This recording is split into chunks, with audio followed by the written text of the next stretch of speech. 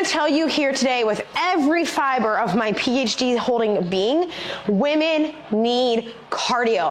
The problem is that many women, for most of your life, and you might be one of these people, they overdid cardio. They did way too much cardio all of the time at max effort, or they did tons of group fitness with no intention. And this is only a problem when it's done excessively. If people are barely meeting the exercise cardiovascular training guidelines of 150 minutes of moderate or 75 minutes of vigorous, what you do for a week in cardio doesn't matter as much as the fact that you are doing it. But many women weren't doing strength, they weren't doing power, they were overdoing cardio for fat burn or calorie burn. And then when you get to midlife and you start to have these shift and alterations in your body composition, aging is catching up to you, maybe you neglected strength training and you have low muscle mass or low muscle density, all these things, you start to realize this doesn't seem to be working anymore. But it wasn't necessarily cardio's fault. We want cardio in conjunction with muscle preserving activities, but we also want it to be programmed appropriately, not just for our goals, but how much we're doing in a week. Midlife women don't have to stop running. They don't have to stop endurance events.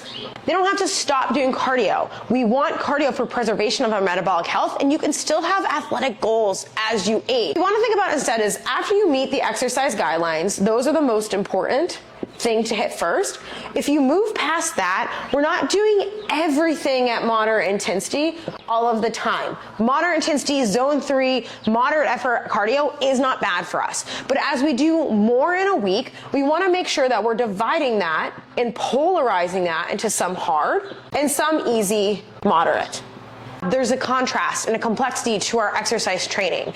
It's also important as we're aging, if we want to think about muscle, power, strength, maintenance, and our preservation, that we do have decent data that shows that hard or high intense exercise like HIIT or sprint interval training can be favorable for menopausal women when it comes to body composition, or maybe even maintaining some of this muscle power output that we lose during this in our cardio sessions because there's such high and hard intensity.